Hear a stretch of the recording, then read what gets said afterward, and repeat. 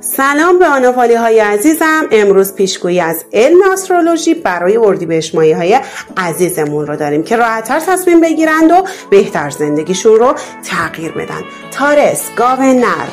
اردیبهشت ماهی از نظر جنسیت انرژی زنانه داره. عنصرش خاکه. سیارش زهره است. سنگش زمرده، رنگش سبز و صورتی و قهوه‌ای. گل مورد علاقش روزه. البته نمیشه گفت 100% اردیبهشت ماهی ها، اما خیلیاشون، اکثرشون این خصوصیات رو دارن. آدمایی هستن جدی و سختگیر، اهل رویا پردازیای بی‌پایه نیستن، واقعیت‌گرا هستن، قدم به قدم جلو میرن. پول و امنیت مالی براشون مهمه. پول و امنیت مالی. خیانت رو هرگز باهاش کنار نمیان و تحمل نمیکنن.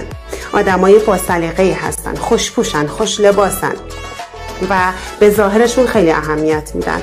همیشه شیک پوشن. اردیبهشت ماهی های عزیز انرژی زایش دارن. انرژی مادر زمین درون وجودشونه و همین باعث میشه که ماندگار باشن و آروم.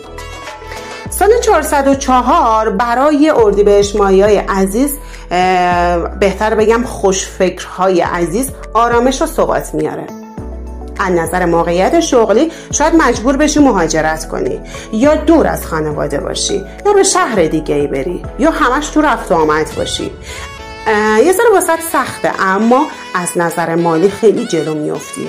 سر یه دوراهی میمونی که باید انتخاب بکنی. از نظر راستی خیلی عمیق هست این اتفاقی که میخواد برات بیفته. کسی وارد زندگیت میشه که کل زندگی تو عوض میکنه. از نظر مالی تصمیم بزرگ داری تو ذهنت، میخوای بگیری اما جدی نگرفتیش و اجرا نکردیش. با پشت کار ایده آرزوهاتو به ثبات برسون.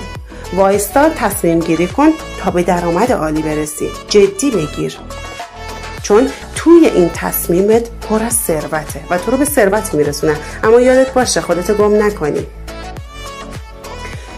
و در نهایت باید بگم اردیبهشت ماهی های عزیزمون از لحاظ احساسی امسال احساسات عمیقی رو تجربه میکنن و از لحاظ مالی هم اتفاقات خوبی براشون میفته. تلفن‌های خبرهای خوش در پیش دارن، قدم به قدم جلو میرن، اما پر از اعتماد به نفس هستن، پر از تصمیم گیری های